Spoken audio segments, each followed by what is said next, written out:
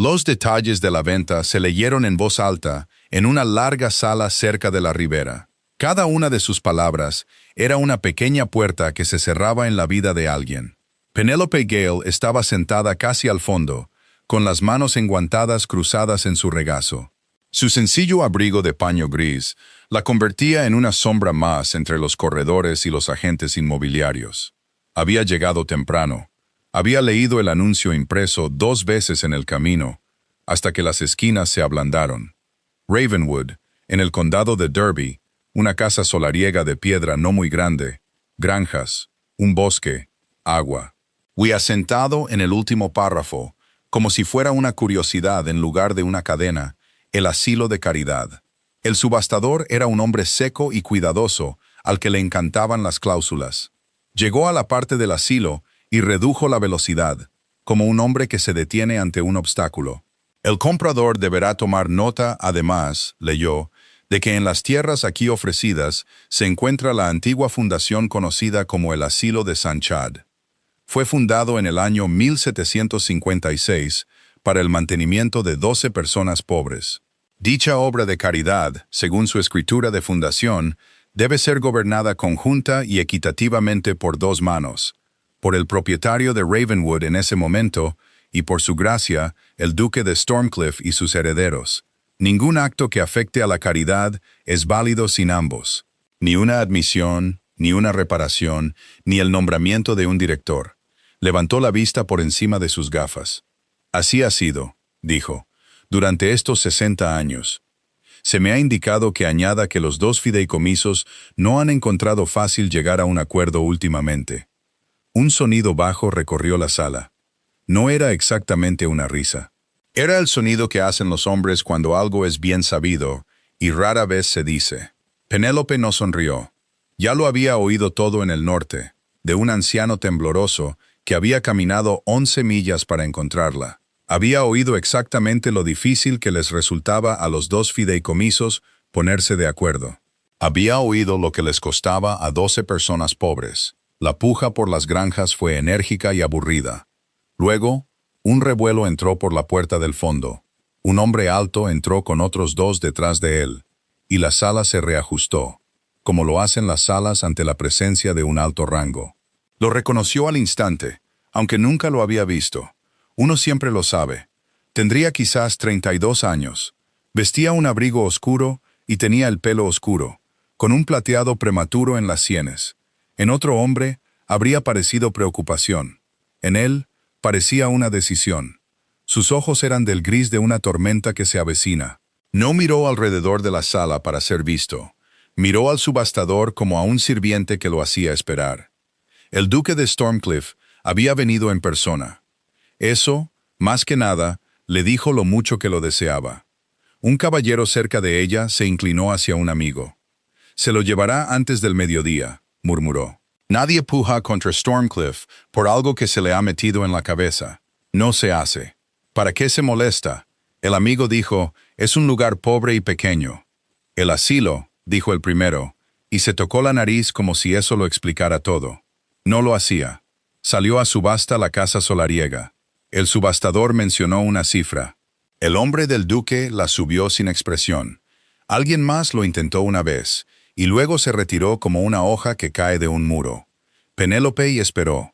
Había aprendido la paciencia de su padre, que había construido una fortuna en hierro a partir de la impaciencia de otros hombres. Esperó hasta que la sala decidió que el asunto estaba zanjado.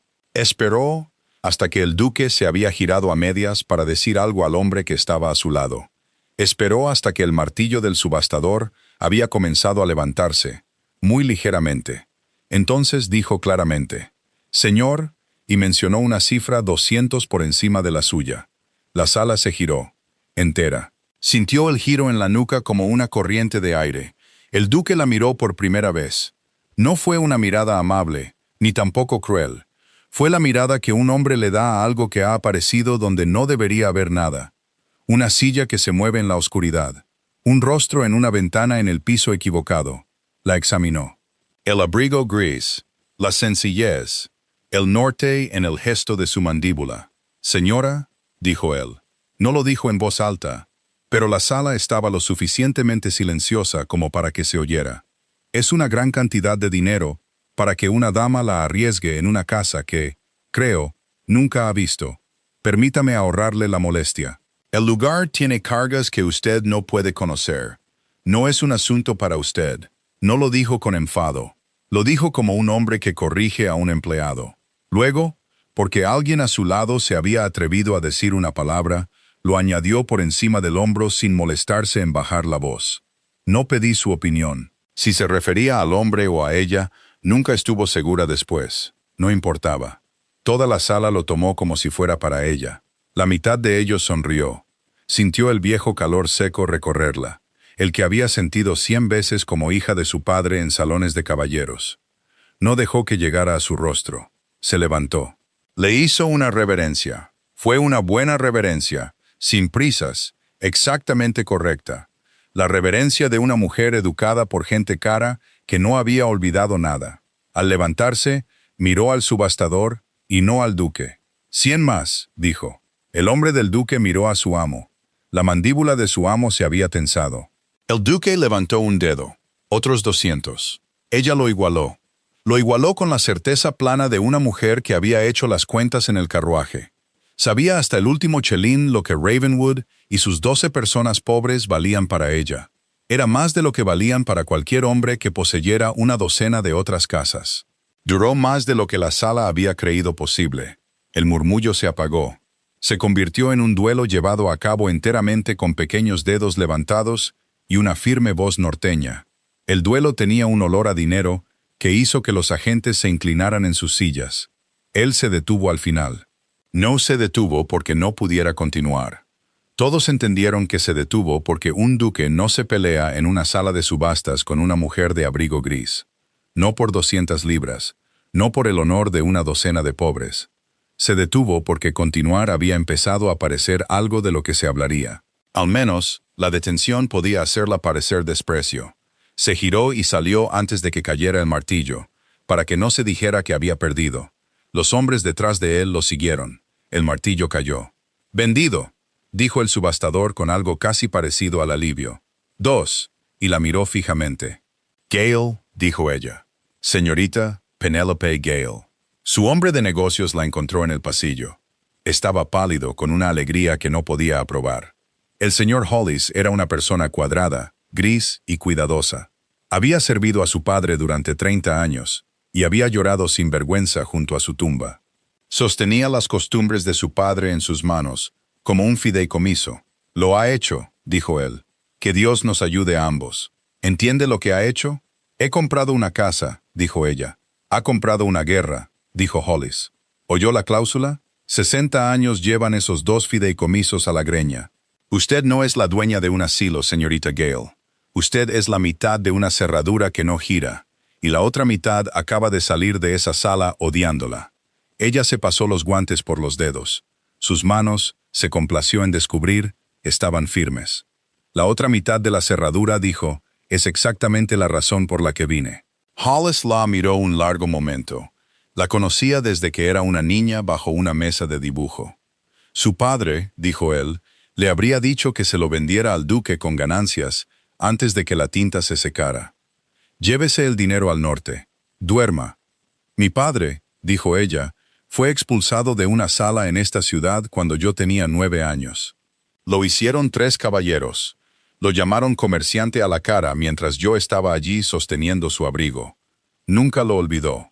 Yo tampoco. Se puso los guantes. Hay 12 ancianos en Derbyshire a los que este mes les dijeron que el gran hombre quiere deshacerse de ellos. Me enviaron a un hombre a pie porque no tenían a nadie más en el mundo con dinero y sin un señor sobre ellos. No voy a dormir, señor Hollis. Voy a Derbyshire. En Thornfern, en Derbyshire, el duque de Stormcliffe llegó a casa con un humor negro y sombrío. Su abuela se enteró de todo antes de que él se quitara las botas. Sophronia Dodge, duquesa de Stormcliffe, tenía 81 años. Había enterrado a un marido, a un hijo y a la mayoría de sus ilusiones. Estaba sentada muy erguida junto al fuego, con un chal que no necesitaba y un bastón que sí, y observaba a su nieto recorrer la habitación de un lado a otro. Así que una mujer te superó en la puja, dijo. Por Ravenwood, delante de todo el gremio. Una persona llamada Gale, dijo él. Del hierro, me han dicho. Dinero nuevo y sin idea de lo que el lugar conlleva. Me ha arrebatado St. Chad's por el placer de fastidiar a un hombre que nunca ha conocido. Oh, dijo la duquesa viuda, lo ha comprado porque alguien asustó a 12 ancianos y no tenían a dónde ir. Él se detuvo. Te pones de su parte, dijo. No la has conocido. Tú tampoco, dijo Sfronia, cuando le dijiste en una sala pública que no habías pedido su opinión. Dejó que eso quedara en el aire. Te conozco, Robert. Sé por qué querías Ravenwood, y no fue por codicia, ni por rencor. Piense lo que piense esa sala, querías las 2 mitades de ese fideicomiso en una mano honesta por fin. Querías que esas almas ancianas estuvieran calientes antes de morir. Querías dejar atrás algo que tu abuelo no pudo soportar. Lo sé, pero lo has deseado tanto tiempo que has olvidado que no solo te corresponde a ti desearlo. Apoyó la mano en la repisa de la chimenea y miró el fuego. El asilo era el dolor más antiguo de su casa y la vergüenza más antigua.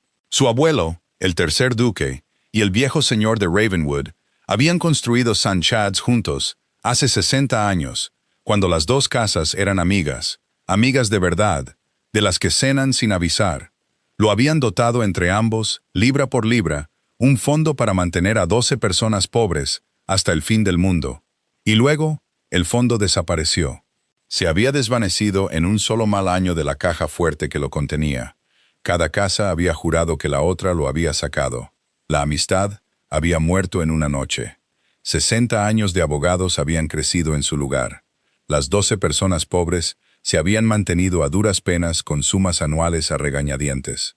Los 2 fideicomisos se lanzaron al punto muerto. Nadie se había puesto de acuerdo ni siquiera para reparar el tejado. Su abuelo se fue a la tumba, seguro de que los otros le habían robado. Su padre había bebido por el agravio y se lo había enseñado a su hijo como un catecismo. Y Robert lo había aprendido en esa rodilla. Luego, cuando tenía 19 años y revisaba la antigua sala de archivos, encontró algo que no le había contado a nadie. Un viejo libro de contabilidad en la mano de un mayordomo. Una página que no decía lo que se suponía que un Winshore debía creer. Había cerrado el libro. Se había dicho a sí mismo que no probaba nada. Había dejado que su abuelo descansara en paz. Los Uldriths se han ido, dijo. El último de ellos está bajo tierra, y sus deudas vendieron su casa. No queda nadie con quien hacer las paces. Solo una extraña que quería ganar. Entonces será mejor que averigües qué quiere, dijo su abuela. Ya que la ley ha atado tu mano a la suya por el resto de tu vida, no puedes admitir a un pobre sin ella. Ella no puede reparar una teja sin ti. Golpeó su bastón una vez en el suelo. Pensaría que si ambos fueran muy tercos, podrían arreglárselas para dejar que esos 12 se congelen mientras cuidan su dignidad. No lo hagas, Robert. Soy demasiado vieja para verlo suceder 2 veces. Ravenwood, cuando Penélope llegó a finales de un octubre lluvioso, era más pequeño y triste de lo que el anuncio lo había hecho parecer, y St. Chad's era peor de lo que se había permitido imaginar. El asilo estaba un poco más abajo de la casa solariega, al borde del pueblo de Nethergate. Era una hilera larga y baja de piedra gris bajo un techo que había perdido su batalla con el clima años atrás. 6 de sus 12 viviendas tenían goteras. El extremo de la capilla tenía una grieta en la que se podía meter una mano. El jardín que debía alimentarlos se había llenado de acederas y ortigas, y las 12 personas pobres. Ahora eran 9. 3 lugares estaban vacíos, sin ocupar durante muchos años, porque para llenarlos se necesitaban 2 firmas que nunca se juntaban. Los 9 salieron bajo la llovizna para recibirla. Se había corrido la voz de que la dama que había vencido al duque estaba llegando. No sabían si era un rescate u otro tipo de tormenta. Un anciano se adelantó. Lo reconoció. Era el hombre que había caminado 11 millas. Simeon Croft, señora, dijo, quitándose una gorra que dejaba que la lluvia le cayera sobre el pelo blanco. Soy el más viejo aquí. Serví en la casa solariega una vez cuando era un muchacho. Serví en Thornfern después, cuando el viejo duque necesitaba un par de manos extra. He estado en ambos lados de esta disputa toda una vida, señora, y nunca vi una teja reparada por ello. Su voz temblaba, pero no de frío. Oímos que pagó un dineral. No podemos imaginar por qué. Porque usted me mandó a llamar, señor Croft, dijo ella, porque nadie más vendría. Detrás de él, una mujer sostenía a una niña de la mano. La niña tendría quizás 6 años, delgada, con un rostro solemne y una muñeca de madera aferrada a su pecho. La mujer hizo una reverencia. La viuda Comber, mi señora. Y esta es nuestra Peggy, mi nieta. Su madre se fue, pobre corderito, y no hay otro lugar para ella. Lo dijo como una especie de advertencia, en caso de que la nueva propietaria quisiera contar cabezas y encontrar una de más. Penélope se agachó, sin importarle el barro en su dobladillo, y miró a la niña a la cara.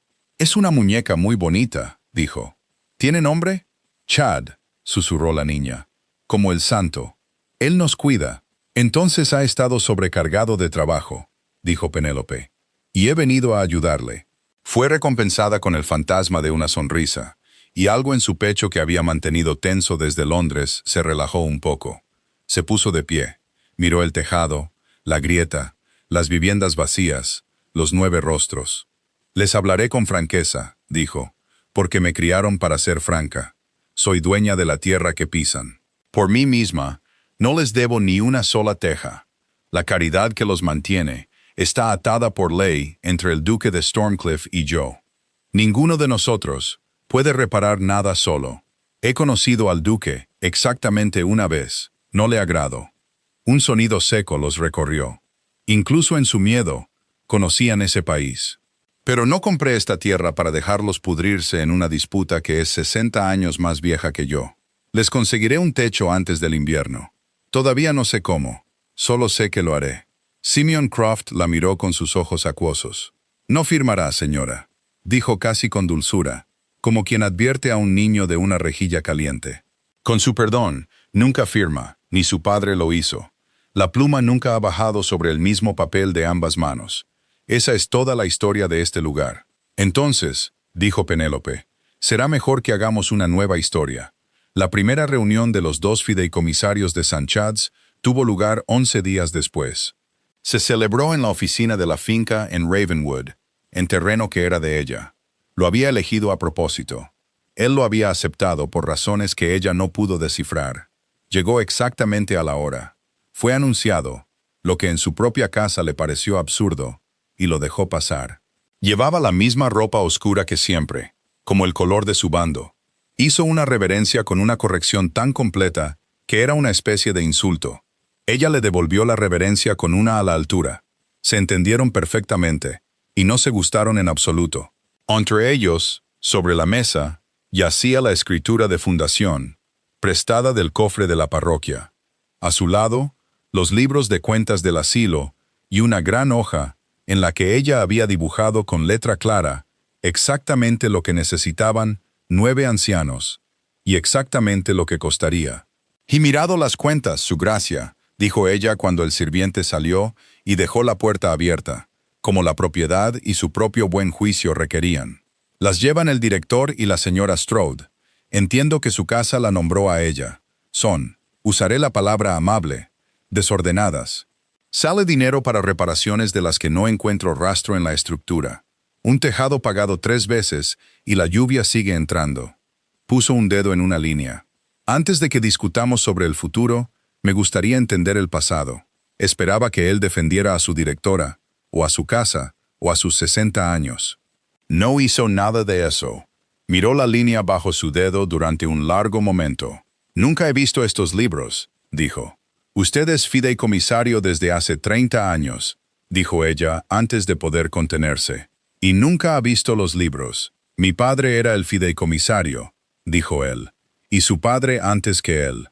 Las firmas requeridas eran las suyas, luego las mías. La gestión se dejaba al director. Gestionarlo conjuntamente habría requerido que las 2 casas se sentaran en una misma habitación, lo que no harían». Levantó los ojos hacia ella. Eran muy directos. «¿Le parece vergonzoso? A mí también, señora. Pero no lo confunda con algo que yo elegí. Heredé un cerrojo, igual que usted acaba de comprar uno. No era para lo que se había preparado. Había venido armada contra un matón. Se encontró frente a una mesa con un hombre tan cansado del asunto como ella, que simplemente lo había soportado más tiempo. El descubrimiento la desequilibró más de lo que lo habría hecho la grosería. Trabajaron durante 2 horas. No fue amistoso. 2 veces estuvieron cerca de la guerra abierta. Una vez fue sobre si las viviendas vacías debían llenarse antes de que el tejado estuviera en buen estado. Él sostenía que era una locura traer más almas bajo un mal techo. Ella sostenía que era monstruoso mantener 3 refugios vacíos en invierno por una cuestión de procedimiento. Cada uno pensaba que la posición del otro no solo era incorrecta, sino moralmente incorrecta. Cada uno lo dijo con las frías y completas frases de la gente que lucha limpiamente. Ninguno se movió, y aquí, aunque le molestó, descubrió que él tenía la ventaja. Lo vio mientras discutía. Una vivienda con un techo podrido no era un refugio, era una trampa con una puerta. Llenarla ahora era darle a un cuerpo anciano un lugar para morir cómodamente con la primera helada fuerte. «Tiene razón», dijo ella al fin. Las palabras salieron planas y a regañadientes, y se obligó a decirlas de todos modos, porque la habían criado para no mentirle a un libro de contabilidad ni a un hombre. «El tejado primero, lo concedo. Pero el día que el tejado esté en buen estado, su gracia, esas 3 puertas se abrirán, y no oiré más argumentos sobre cuestiones de procedimiento». Algo se movió en su rostro. No esperaba la concesión, y claramente le costó verla hecha honestamente, con un costo, al otro lado de una mesa. «De acuerdo», dijo. «El tejado primero, luego las puertas». Al final, tomó la pluma. Ella había redactado una orden para el tejado, todo el tejado de una vez, a un costo que había hecho que Hollis se estremeciera. La deslizó sobre la mesa sin mucha esperanza. Él la leyó hasta el final. Luego, hizo algo que deshizo silenciosamente una tabla de lo que ella había creído sobre él. La firmó. «Al menos no necesitamos discutir sobre el tejado», dijo. «Hasta los niños podrían estar de acuerdo sobre el tejado». Dejó la pluma. «Cubriré la mitad con mi propio bolsillo, no con el fideicomiso, para que se pueda hacer antes de Navidad, y no esperar al lento dinero del fideicomiso. No es necesario que se lo diga a ellos. No les concierne de dónde vienen las tejas, solo que estén secos». Ella miró la firma, la suya y la de él, por fin, en un mismo papel, la primera vez en 60 años que la pluma había bajado de ambas manos. Descubrió que no sabía qué decir, lo cual era raro en ella. «¿Por qué?», dijo al fin. Él ya se estaba poniendo los guantes. «Porque tenía razón sobre el tejado», dijo. «Y prefiero tener razón con usted que estar equivocado contra usted. Esa es toda la paz que tengo para ofrecer hoy, señorita Gale. No construya una catedral sobre ella». Hizo una reverencia y se fue.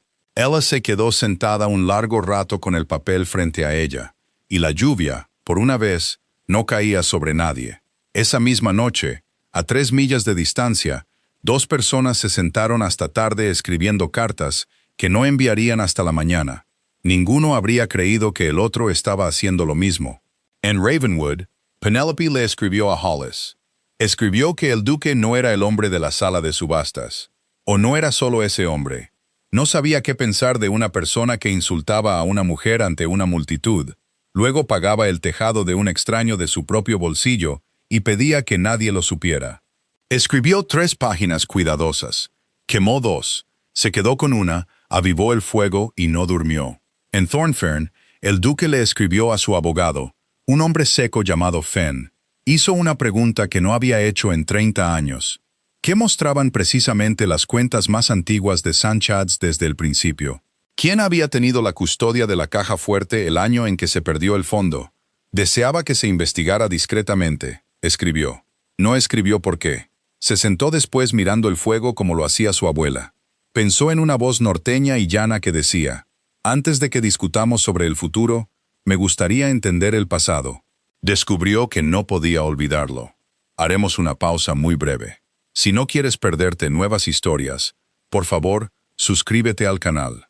El tejado estuvo puesto para la segunda semana de diciembre. Su reparación provocó un cambio en Nagat, que se adelantó a las tejas.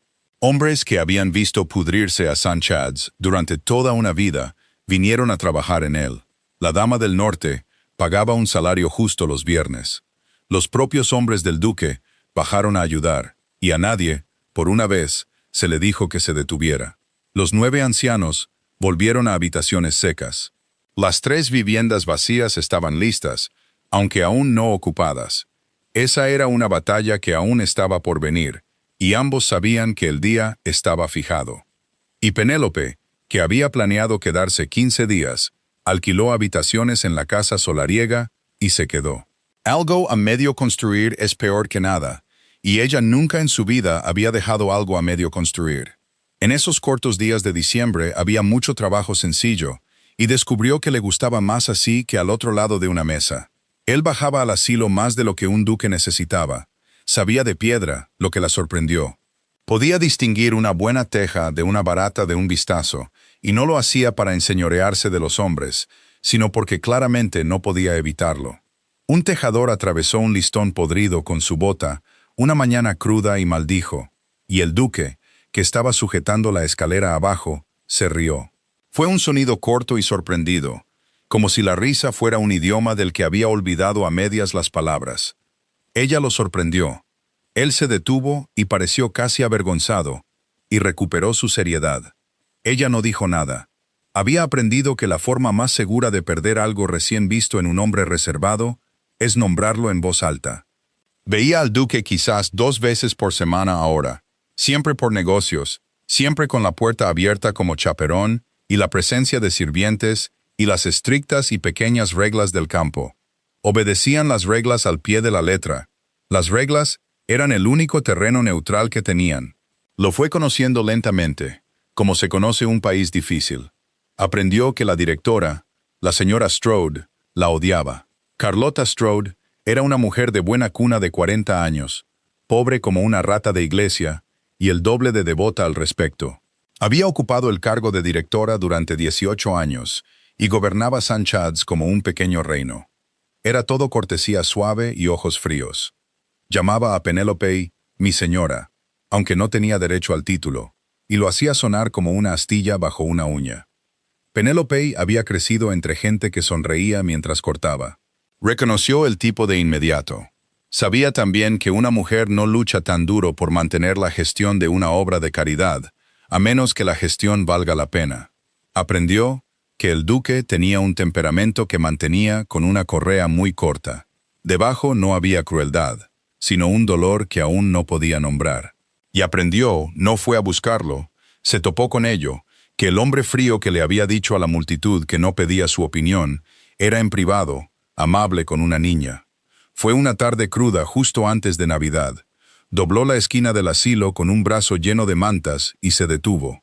El duque de Stormcliffe estaba de rodillas en el barro. La muñeca de madera de la pequeña Peggy Comber se había caído por el pozo. No el pozo profundo, el viejo pozo seco que usaban como sumidero. La niña lloraba, el llanto particular y sin esperanza de un niño pobre que sabe que nada perdido se recupera jamás. Y el duque, que podría haber enviado a un sirviente, que podría haberle prometido una muñeca más fina de una tienda, se había quitado el abrigo.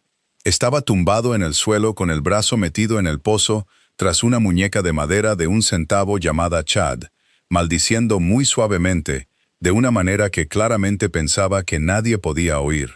La consiguió. Salió sucio, con la muñeca en el puño, y se la dio a la niña con una seriedad que trataba el asunto con la importancia exacta que tenía. Ahí está, dijo. Ha tenido una aventura. Querrá que se mantenga en secreto. A los santos no les gusta el alboroto. Peggy tomó a Chad y miró al enorme hombre embarrado. Dicen que eres malo, dijo con la terrible honestidad de los jóvenes. Ah, sí, dijo el duque. Pero no lo eres, dijo Peggy, decidiéndolo. Solo estás triste. Él guardó silencio un momento. Eso es mucho más inteligente que la mayoría de las cosas que oigo en un año, dijo. Se levantó y vio a Penélope en la esquina con sus mantas, y todo su color cambió. El puente levadizo subiendo, el duque volviendo al hombre. Señorita Gale, dijo rígidamente, buscando su abrigo y su dignidad al mismo tiempo. Su gracia, dijo ella. No le sonrió. Tuvo la inteligencia de no hacerlo. Pero algo había cambiado en ella, y debió de notarse porque él se puso aún más rígido, como lo hace un hombre que ha sido visto haciendo una amabilidad y no puede soportar al testigo. La niña la dejó caer. No tiene importancia, dijo él. No, asintió Penélope suavemente. No tiene ninguna importancia. Entró con sus mantas y le dejó conservar la pequeña dignidad de fingir. Toda esa noche, pensó en un duque tumbado en el barro por la muñeca de una pobre. No podía hacer que encajara con el hombre de la sala gris cerca de la ribera, así que dejó de intentarlo. Simplemente mantuvo a los dos lado a lado, y dejó que el suelo se moviera bajo ella, y no luchó contra ello. Cayeron ese invierno en una forma de trabajar que ninguno había elegido, y de la que ambos llegaron a depender. 2 veces por semana, los libros salían a la mesa de la oficina, y los dos los revisaban línea por línea. Él tenía una cabeza para los números que ella no había esperado en un señor. Ella tenía un don con los nombres y los problemas de la gente que él nunca había aprendido, habiendo sido criado para ser servido en lugar de para servir. Una tarde gris llegaron al asunto de las 3 viviendas vacías y quién debería ocuparlas cuando el tejado lo permitiera. Fue el trabajo más cercano a lo agradable que habían hecho juntos hasta ahora. Ella tenía una lista, él tenía opiniones. Aprendió, observándola, que ella conocía a cada uno de los 9 por su nombre e historia, cuáles de ellos discutían, cuáles compartirían, cuáles debían mantenerse separados. Él había gobernado la caridad durante 30 años y no habría podido nombrar a 4. «¿Los conoces?», dijo. No era exactamente una pregunta. «Voy entre ellos», dijo ella, marcando una línea. «No es un gran misterio, su gracia. Llamas, entras, bebes el mal té y escuchas. En un mes conoces un pueblo. Mi padre lo hacía con sus hombres. Decía que un amo que no conoce los nombres de su gente no tiene derecho a su trabajo. Levantó la vista. Puede tomar prestada la idea. Se la regalo». Él aceptó el reproche sin enfado, lo que ella empezaba a esperar de él y a valorar. «Mi padre no iba entre ellos», dijo, «ni el suyo. Pagábamos y nos manteníamos alejados, y lo llamábamos delicadeza».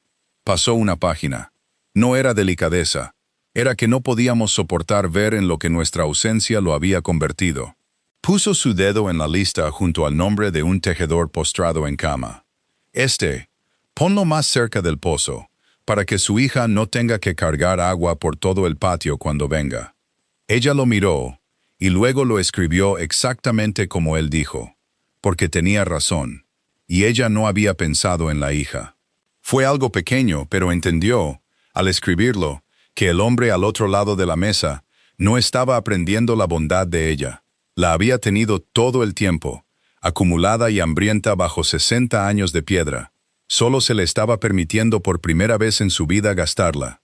El deshielo entre ellos, una vez que comenzó, llegó a la manera de ese tipo de personas, nunca en palabras, siempre en actos. Cada uno pequeño y sin anunciar, y pagado con orgullo. Él defendió su nombre primero. Ella se enteró por accidente de Simeón. Había habido habladurías en el condado. Siempre hay habladurías. La hija del magnate del hierro había comprado Ravenwood para ascender. Se decía que pretendía atrapar al duque o avergonzarlo. Ninguna mujer respetable arriesga 2,000 libras contra un par en una sala pública. Era el tipo de habladurías de Carlotta Strode, de boca suave y viajeras. Y en el banco de Malbrook, donde cenaban los magistrados, un caballero había dicho algo por el estilo al alcance del oído del duque, esperando que estuvieran de acuerdo con él, como esperan los hombres. «No estuvo de acuerdo con él, señora», dijo Simeón, con el deleite de un viejo sirviente por algo bien hecho. «La hermana de la cocinera está de servicio en la casa de Malbrook», y lo oyó todo. Su gracia dejó su copa y dijo, tranquilamente, que la señorita Gale había hecho en un mes por los pobres de St. Chad's lo que 2 duques y 60 años de caballeros no habían logrado, y que cualquier hombre que quisiera llamar a eso ascender podría decírselo a él directamente. Y luego preguntó, muy cortésmente, si el caballero mismo había reparado alguna vez una teja para un pobre, y el caballero descubrió que no lo había hecho. Simeón resolló de placer. «No se dijo mucho en su contra en Malbrook después de eso, señora». Penélope le dio vueltas a la noticia durante mucho tiempo. Se había defendido en salones de caballeros toda su vida. No recordaba la última vez que un caballero lo había hecho por ella sin que se lo pidieran. Donde nunca se habría enterado, si la hermana de una cocinera no lo hubiera llevado a casa. Así que ella defendió el suyo a su vez y se aseguró de que él nunca se enterara, que era el punto principal. Fue Carlotta Strode quien le dio la oportunidad. La directora lo dejó caer delante de dos de los pensionistas y con su voz más suave, que por supuesto, su gracia solo se molestaba con el tejado porque un duque debe ser visto como caritativo. Su corazón era tan frío como el de su abuelo. Dijo que el viejo duque había robado el mismo fondo que pretendía proteger. Todos sabían que el viejo duque había sacado el dinero en el mal año y había dejado que los aluds cargaran con la culpa. Penélope estaba en la habitación de al lado. Entró por la puerta. «Señora Strode», dijo amablemente, «ha dicho dos cosas. Una es que el duque es frío, lo cual es una cuestión de opinión, y la suya queda anotada. La otra es que el tercer duque robó el fondo, lo cual es una cuestión de hecho, y usted no tiene ningún hecho». Sostuvo la mirada de la mujer. «He leído todos los libros de ese cofre. No hay más pruebas de que los Winshores tomaron ese dinero que de que lo hicieron los Aldriths, o de que una tercera mano lo tomó, y dejó que dos casas honestas se destrozaran mutuamente durante 60 años, mientras mantenía la dirección cómodamente». Los ojos de la directora bajaron. «Le agradecería que no ennegreciera al abuelo muerto de un hombre delante de la gente a la que intenta mantener caliente», continuó Penélope. «Si tiene un hecho, tráigamelo. Si solo tiene una historia, guárdesela». Carlotta Strode sonrió, su sonrisa de astilla.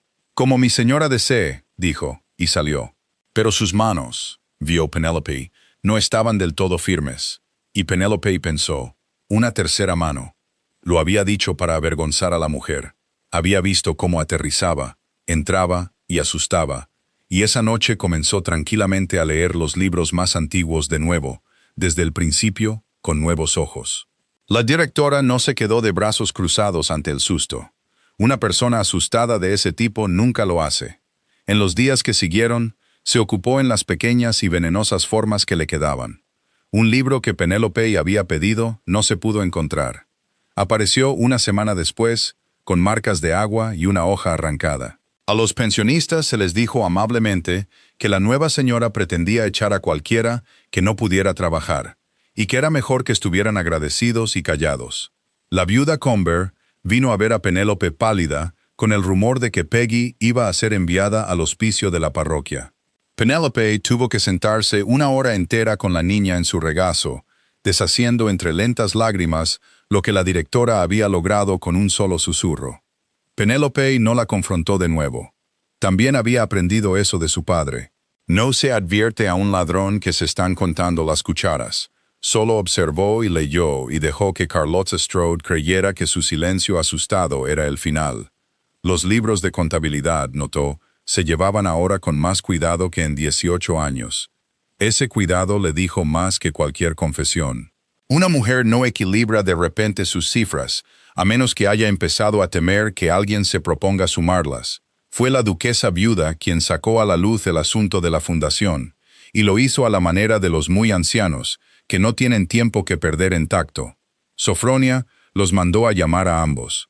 Envió una nota a Ravenwood y una citación escaleras arriba en Thornfern la misma mañana, para que ninguno pudiera negarse sin que el otro lo viera. Y cuando ambos estuvieron en su pequeña y cálida habitación, y la puerta correctamente entreabierta, los miró de uno a otro con ojos que habían observado toda la disputa desde dentro. «Siéntense», dijo, «ambos. Tengo 81 años, y quiero decir algo antes de morir que nadie en esta casa ha estado dispuesto a decir en 60 años». Penélope se sentó. Robert se quedó junto a la ventana, como hacía cuando algo era difícil. «Los conocí», dijo Sofronia, «los hombres que construyeron St. Chad's. Yo era una niña en mi primer invierno aquí. Tu abuelo, Robert, y el viejo de Ravenwood. Los vi poner la primera piedra con sus propias manos, y los oí reír mientras lo hacían, porque habían apostado cuál de ellos dejaría caer el mortero primero». Cruzó las manos sobre su bastón. Eran amigos, no la amistad de dos grandes casas que cenan porque se espera. Del otro tipo, Uldred fue el padrino de tu padre. Tu abuelo lo llevó a casa la noche que murió su esposa y se quedó con él hasta la mañana. Eso es lo que construyó ese asilo, señorita Gale. no la caridad, el amor del tipo sencillo que a los hombres no se les permite nombrar. Y luego el dinero desapareció, dijo Robert, en voz baja hacia el cristal. Y luego el dinero desapareció, asintió la anciana. Y cada uno de ellos creyó lo peor del único hombre en quien más había confiado, porque lo peor es siempre lo más fácil de creer de alguien que puede hacerte daño. Y nunca volvieron a hablar. Y he visto a 3 generaciones de 2 buenas familias pasar sus vidas protegiendo una herida, cuando ninguno de ellos vio jamás el cuchillo. Volvió sus agudos ojos hacia Penélope. Has estado leyendo los libros antiguos, niña. Lo oigo todo. Léelos hasta el fondo. Alguien construyó esa casa por amor y alguien la envenenó. Y ese alguien no fue ninguna de estas 2 orgullosas familias, rompiéndose el corazón por ello. Encuéntralo. Han pasado 60 años, pero los muertos aún pueden ser absueltos, y los vivos aún pueden dejar de sangrar. Penélope se encontró con los viejos ojos. Pienso hacerlo, señora, dijo. Bien, dijo Sfronia. Miró entonces la espalda rígida de su nieto, y su voz cambió, y pasó del hierro a algo gastado, muy suave. Robert, tu abuelo murió seguro de que su amigo le había robado. Si se demuestra que estaba equivocado, si se demuestra que la culpa estaba cerca de casa, tendrás el valor de decirlo en voz alta, o protegerás su tumba como él protegió su agravio, y transmitirás todo el asunto a tus propios hijos sin sanar. Él no se apartó de la ventana, pero Penélope vio su mano cerrarse sobre el alféizar. Lo diré en voz alta, dijo. Sea lo que sea, estoy cansado, abuela. He estado cansado de esto desde que tenía 19 años. La gran crisis de ese invierno llegó la noche de la tormenta de enero. Puso fin a la guerra para siempre, incluso mientras la paz aún se luchaba. El viento se levantó del noreste después del anochecer y arrastró aguanieve ante él. En algún momento después de la medianoche, la chimenea del extremo de la capilla se incendió con su propio hollín. La grieta nunca se había reparado. El conducto nunca se había limpiado, porque las reparaciones de papel de Carlota nunca habían tocado piedra real. El hollín subió en un rugido y prendió las vigas del techo de las 3 viviendas del extremo de la capilla, ardiendo lentamente sobre los ancianos que dormían debajo. Fue Peggy quien se despertó y lo olió. Fue Peggy quien corrió, una pequeña figura en camisón a través del aguanieve, no hacia su propia abuela, sino por un instinto que nadie pudo explicar jamás. Colina arriba hacia la casa solariega, gritando. Penélope se vistió y salió por la puerta antes de que la niña hubiera terminado. Envió a los hombres de la casa solariega corriendo hacia abajo. Envió un jinete a Thornfern, aunque Thornfern estaba a 3 millas de distancia, y realmente no lo esperaba, y bajó ella misma, hacia el humo. Él vino, eso fue lo que ella recordó después. El jinete no llevaba ni 20 minutos fuera, cuando el duque de Stormcliff bajó por el camino de Nethergate al galope, en camisa, con el abrigo puesto sin abrochar. Había cabalgado 3 millas a través de una tormenta de enero, porque el asilo de un pobre se estaba quemando, y no había nadie en el condado para verlo hacerlo y quedar impresionado. No lo discutieron. No hubo tiempo ni necesidad, y esa fue toda la misericordia del asunto. Durante 2 horas, el duque de Stormcliff y la señorita Penelope Gale trabajaron codo con codo en el humo, como 2 manos de un mismo cuerpo. Ni una sola vez, uno le dio una orden al otro, porque no era necesario. Ella conocía a los ancianos, qué puerta era cuál, quién podía caminar y a quién había que llevar. Él era alto y fuerte, y no temía a un techo que pudiera derrumbarse. Entró a por el viejo Simeón, cuando el humo era peor, y lo sacó sobre su hombro como un saco de harina. Luego volvió a por las mantas, y por el cofre de la parroquia, con la escritura dentro, porque Penélope le gritó que la escritura no debía quemarse. Él entendió de inmediato, en medio de un incendio, por qué era importante. La mitad de Nethergate salió a la tormenta para ayudar, despertados por la campana y por la niña que corría. La vista de los grandes y los humildes trabajando juntos en una larga fila de cubos fue algo que el pueblo contaría durante una generación. Los hombres del duque pasaban agua de mano en mano desde el pozo, los hombres de la casa solariega a su lado, los aldeanos junto a ambos. Nadie preguntó de quién era vecino su vecino. A un incendio no le importa. Y esa noche, a ellos tampoco. Penélope estaba en el humo, con el pelo suelto y las mangas quemadas en la muñeca, llamando a los ancianos por su nombre, para que acudieran a una voz que conocían en lugar de congelarse de miedo. Robert fue donde estaba el peligro una y otra vez, con una firmeza que valía más que cualquier número de ayudantes asustados. Salvaron a todas las almas. Salvaron la escritura. Las 3 viviendas del extremo de la capilla se perdieron. Sus techos se derrumbaron en un torrente de chispas que el aguanieve apagó casi con ternura. Pero los 3 que habían dormido bajo ellos estaban temblando en la cocina de la casa solariega una hora después, con leche caliente en las manos, sus vidas aún en sus cuerpos. En el amanecer gris y quemado, cuando todo terminó, el duque y Penélope estaban en la puerta en ruinas y miraban las vigas negras y húmedas. «Se pagaron reparaciones para este conducto», dijo él. Su voz estaba reducida a nada por el humo y la larga noche. «Firmé las sumas anuales yo mismo cada año». Giró la cabeza lentamente y la miró. «¿A dónde fue el dinero, señorita Gale?» «¿A dónde ha ido durante 60 años, creo?», dijo ella. «A la misma mano. He estado leyendo los libros antiguos». No quería hablar hasta estar segura. Un caso a medio construir es peor que nada. Ella le sostuvo la mirada. «Estoy casi segura ahora». Él guardó silencio, mirando el carbón húmedo donde 3 ancianos casi habían muerto por su firma. «Constrúyalo», dijo. «Sea lo que sea, no lo protegeré, incluso si es la vergüenza de mi propia casa. He protegido algo una vez, por lealtad a un hombre muerto. He pensado en ello todos los días durante 13 años». Lo dijo en voz baja a las vigas quemadas, no a ella, pero ella fue la única que lo oyó, y entendió que acababa de entregarle en la peor hora de una mala noche, lo único que nunca le había contado a nadie. «Construya el caso, luego tráigamelo a mí primero, no al condado, a mí». Fue 2 días después del incendio, en la casa solariega, sobre los libros de contabilidad, que cada uno de ellos dejó que el otro viera la herida. No se la mostraron a nadie. La de él vino primero, porque el fuego la había abierto. Había venido a ver lo que quedaba y se quedó. Y en algún momento de la tarde, le contó lo del libro de contabilidad. Tenía 19 años, dijo. Estaba de pie junto a la ventana, sin mirarla, lo que ella entendió que era la única forma en que podía decirlo.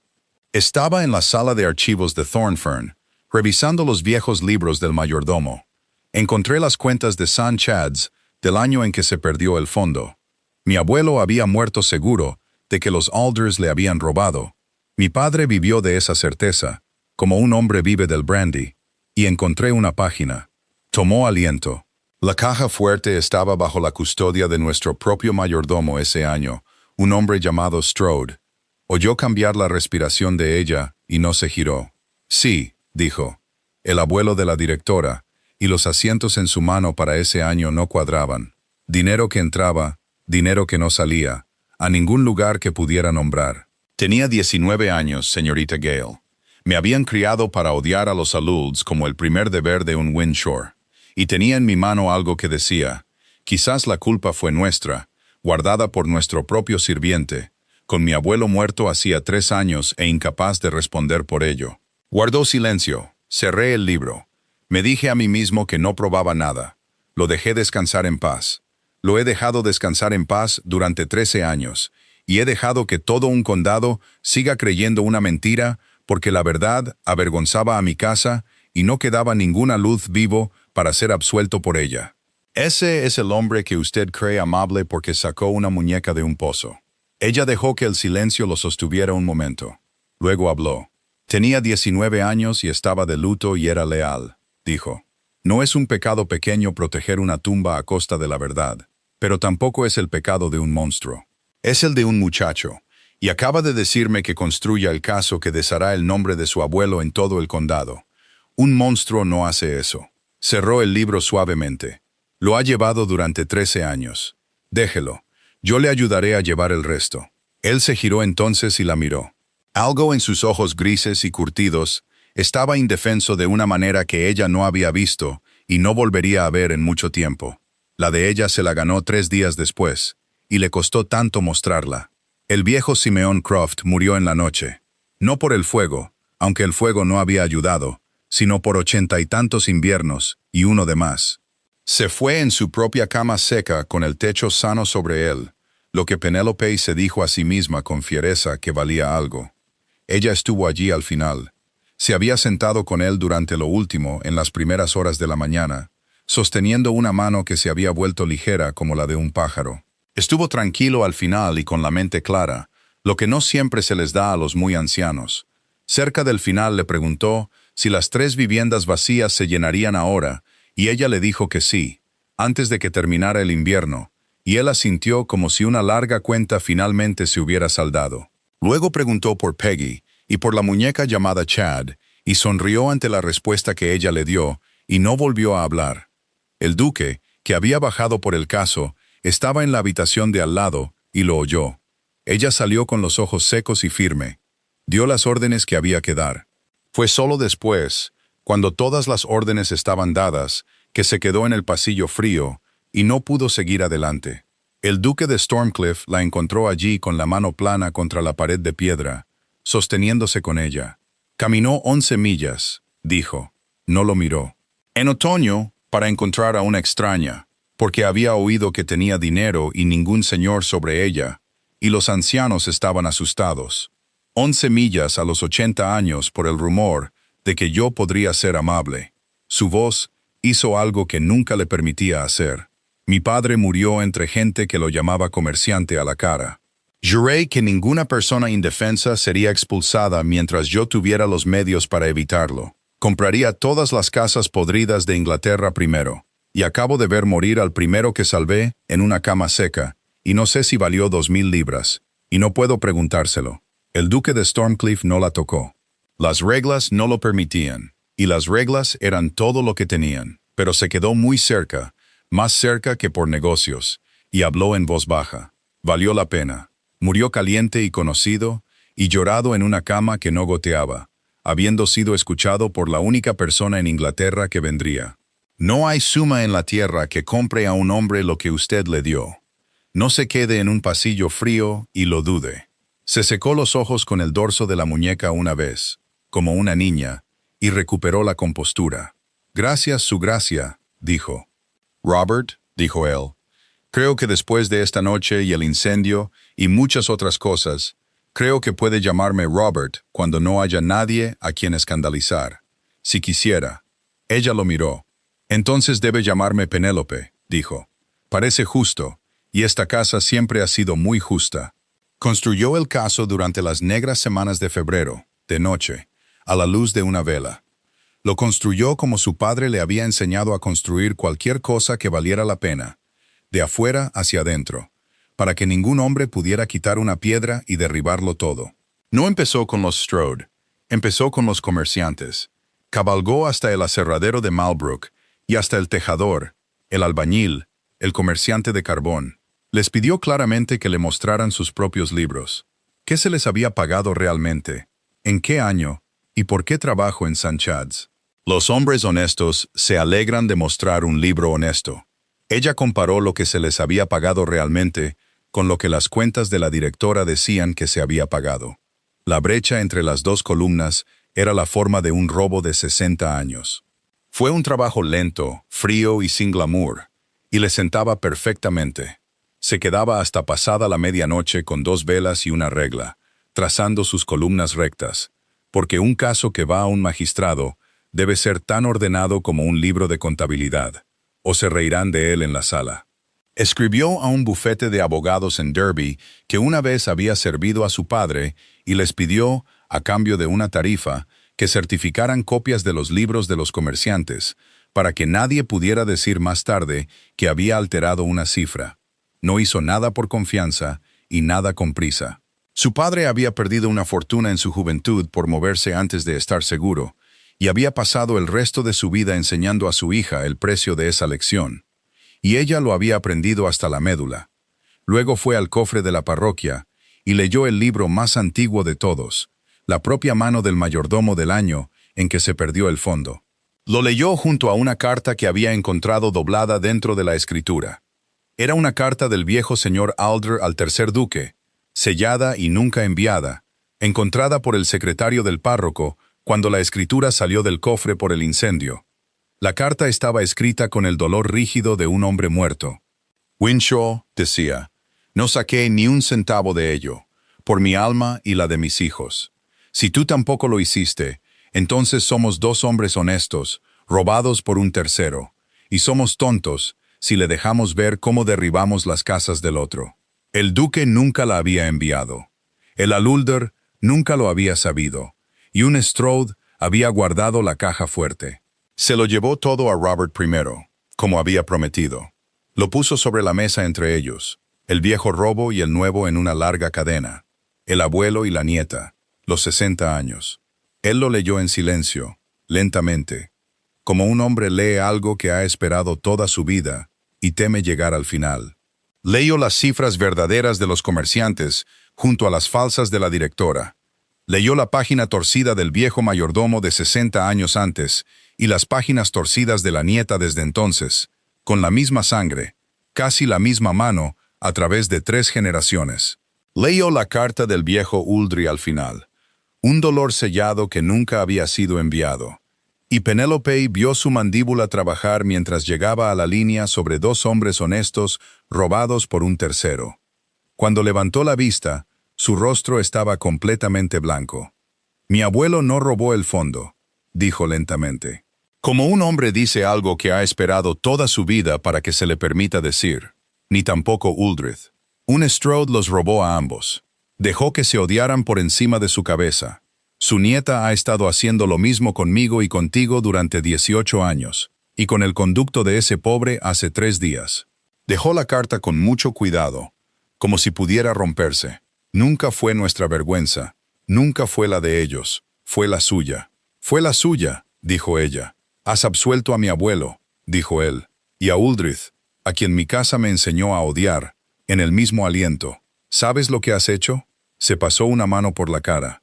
Has deshecho 60 años en 15 días con una vela y la costumbre de leer los libros de otros hombres. Dios me ayude. Te llamé una intrusa que quería ganar. Lo hiciste, dijo Penélope, delante de todo el gremio. Fui un tonto, dijo él. Dilo, te has ganado el derecho a decirlo. Fuiste un tonto, asintió ella gravemente. La comisura de su boca se movió. La comisura de la suya le respondió. Fue lo más cerca que ambos habían estado de la felicidad en todo ese frío invierno. Hay algo que debo decir antes de que el condado se entere de algo, continuó, sobrio de nuevo. Podrías haberte guardado esto. Habías limpiado tu propia casa nueva de cualquier sombra en el momento en que encontraste los libros de los comerciantes. No le debías nada a mi abuelo. Era un nombre que a tu padre le enseñaron a despreciar, y con razón, durante 60 años. Sin embargo, te quedaste despierta con una vela para absolver a un duque muerto que una vez le dijo a una sala que no pedía la opinión de una mujer. La miró fijamente. ¿Por qué?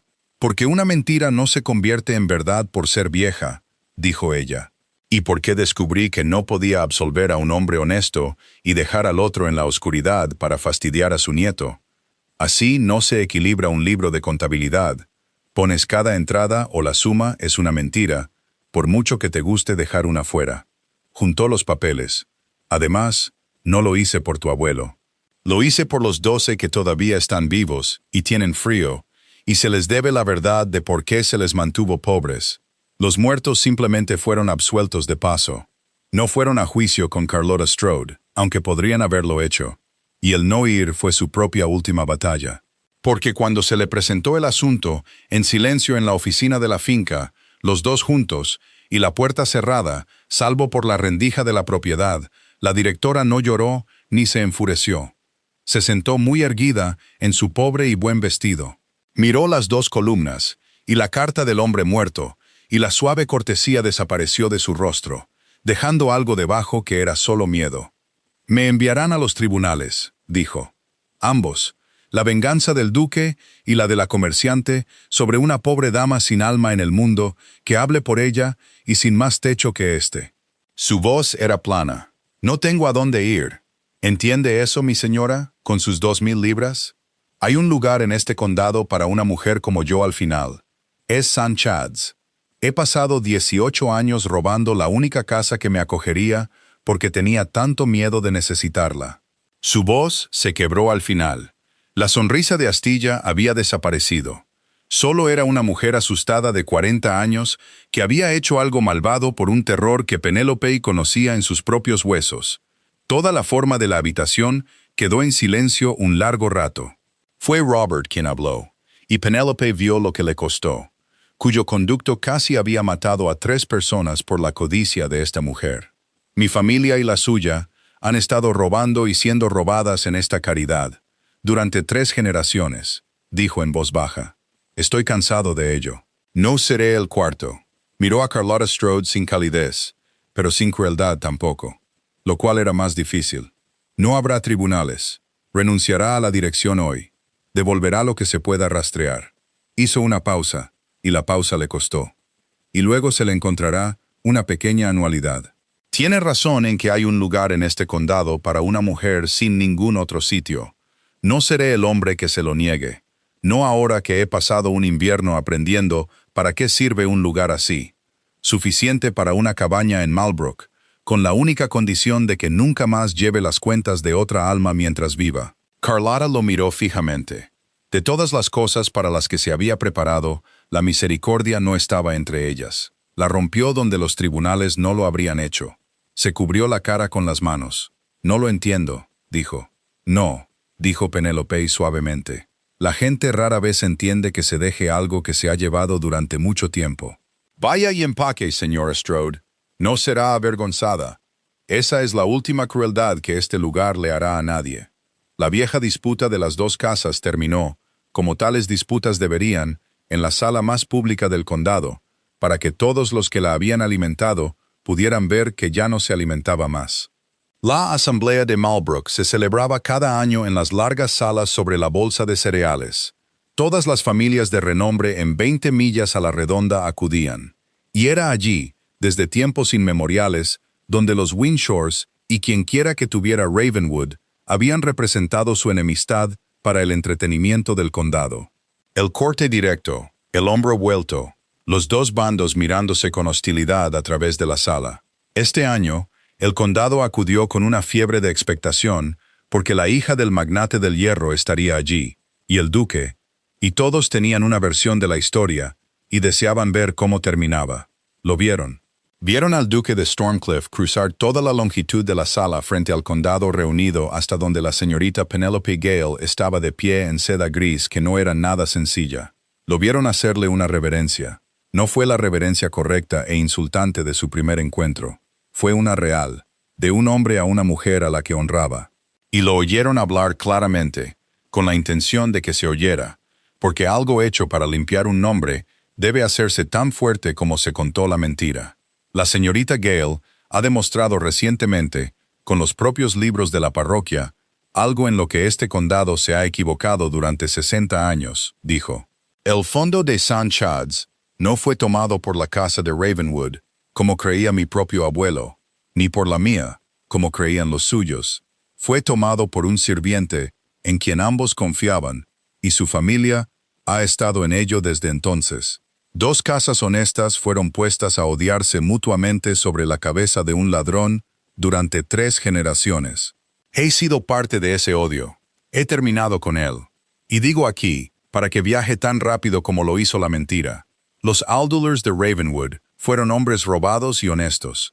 Y me avergüenzo de que mi casa haya dicho alguna vez lo contrario. Se podría haber oído caer un guante en esa sala. Una cosa era que un condado chismorreara sobre una gran casa hasta ponerla en el error. Otra cosa muy distinta era ver al jefe de esa casa levantarse en seda y a la luz de las lámparas y asumir el error en voz alta, donde no podía ser desdicho. Hombres viejos, que habían llevado la disputa toda su vida, se miraron unos a otros y no supieron qué hacer con sus caras. Los caballeros que habían hablado de ascender en el banco de Malbrook encontraron algo absorbente en el patrón del suelo. Cerca de los músicos, se oyó a una mujer sorber y fingir que era el frío. Y entonces Penélope hizo su parte. Ella y Robert lo habían acordado por separado y lo habían escenificado por separado. Porque una pieza que es real es hecha 2 veces por 2 manos, cada una pagando su propio precio. Ella, por la simple ley del asunto, había comprado Ravenwood directamente. Podría haberse quedado con el asilo y su dotación bajo su única mano para siempre y gobernarlo como quisiera, y excluir al duque de una caridad que no le había dado a su casa más que vergüenza. Había ganado. Nadie podría haberla obligado a compartir la victoria. La devolvió. Su gracia es generoso conmigo en público, dijo con su clara voz norteña. Así que seré clara con él en público, ya que empezamos en público, y bien podríamos terminar allí. Tiene razón, y yo estaba equivocada en una cosa al menos. Pensé en esa sala de subastas, que un gran hombre quería Ravenwood para salirse con la suya. Lo quería para poner una caridad honesta en una mano honesta, para que 12 ancianos pudieran estar calientes. Ese fue un deseo mejor que el mío, y he llegado a él tarde. Se volvió hacia el condado. Soy dueña del terreno. Podría quedarme con St. Chad's para mí. No lo haré. He cedido hoy el asilo y toda su dotación a un nuevo fideicomiso. Es equitativo entre Ravenwood y Stormcliffe. Debe ser gobernado por 2 manos honestas juntas mientras ambas casas existan. Nunca más por una sola. Porque he aprendido este invierno que 2 personas que se han ganado la confianza mutua mantendrán una promesa que una persona inteligente, por muy buena que sea, no puede mantener sola. Miró a Robert. Su abuelo y el viejo señor construyeron esa casa juntos cuando eran amigos, dijo más bajo, para que él y los más cercanos la oyeran. Solo estuvo destinada a 2 manos. Me gustaría volver a verlas. El condado no sabía si escandalizarse o llorar, y al final, siendo ingleses, se conformaron con una gran cantidad de aprobación muy ruidosa y un baile campestre. El duque de Stormcliffe sacó a bailar a la señorita Penelope Gale al frente del grupo, delante de todos los que habían venido a ver una guerra. No quedaba guerra que ver, y la decepción de ello fue lo más dulce que muchos de ellos habían sentido en años. Bailaron y el condado observó, y la observación se convirtió lentamente de hambre en algo más suave, porque no hay deporte en una guerra que ambos bandos se han negado a luchar. Matronas que habían venido armadas para escandalizarse se encontraron, para su propia gran sorpresa, aprobando. Los viejos junto a la puerta de la sala de cartas acordaron entre ellos, con su oporto, que nunca pensaron vivir para verlo. Fue, admitieron, un final mejor del que la disputa había hecho nada para merecer. «Has regalado una victoria que era completamente tuya», dijo él, mientras la figura del baile los unía. «No creo que una persona de cada 100 lo hubiera hecho. He creado una historia mejor», dijo ella, «que la del tejado que nunca se reparó. Mi padre me habría considerado una mala mujer de negocios, pero a él lo echaron de una habitación una vez y nunca la recuperó. Creo que, en general, preferiría que construyera una casa que no se pudiera cerrar con llave que una casa que sí pudiera. El baile los separó y los volvió a unir. Además, no lo hice para regalarla, lo hice para conservarla.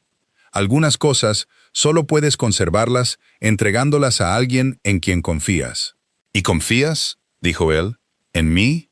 Te superé en la puja por una finca el día que te conocí», dijo ella, «y lo volvería a hacer mañana.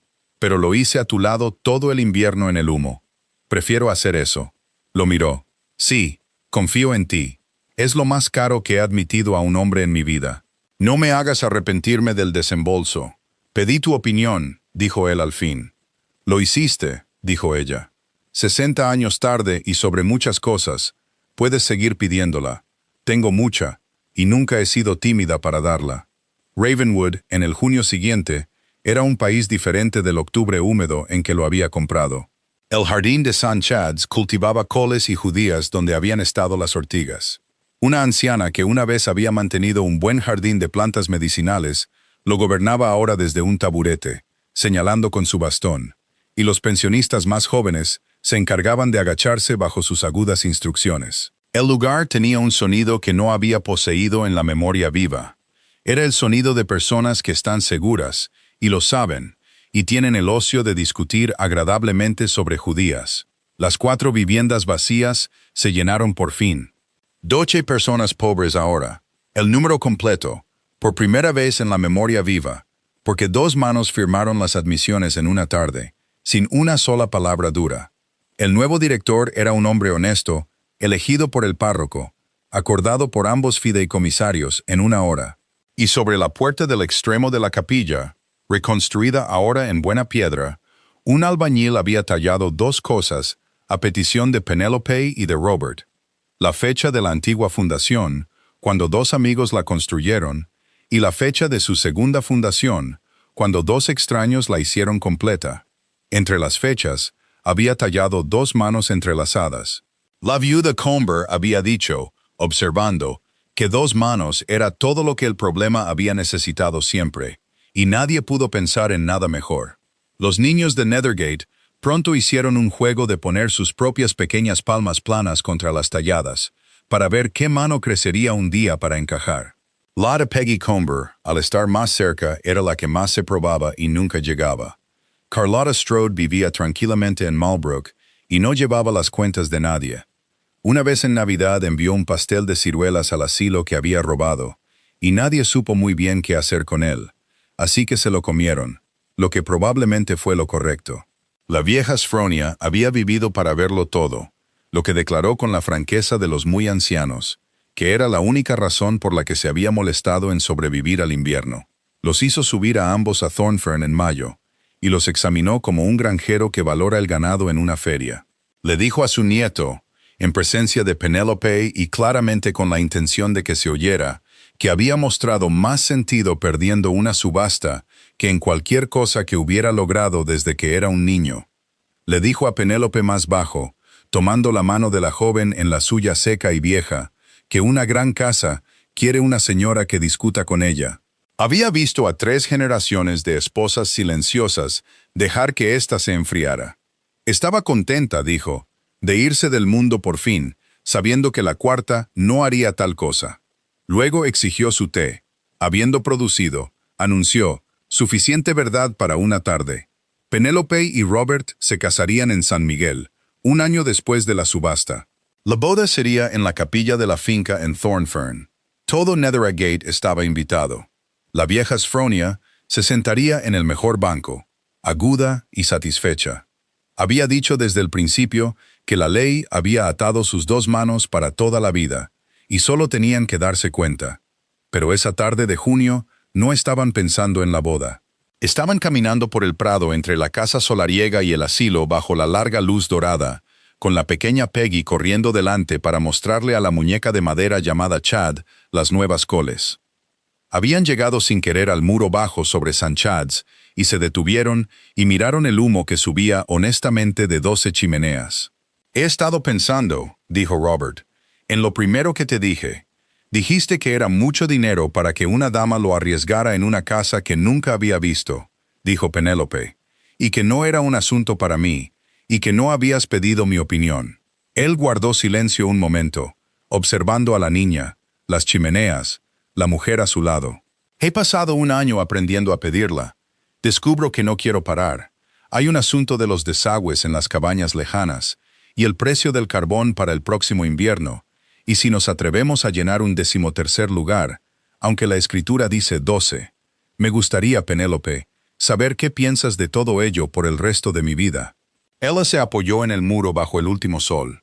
Esta era la mujer que había venido al norte por el rumor de que podría ser amable y vista al fin, no como una comerciante, ni como una intrusa, ni como una sombra gris al fondo de una habitación, sino como exactamente lo que era, una persona de sentido común y misericordia obstinada, deseada por ello, solicitada. Era lo único que, al final, había deseado de verdad.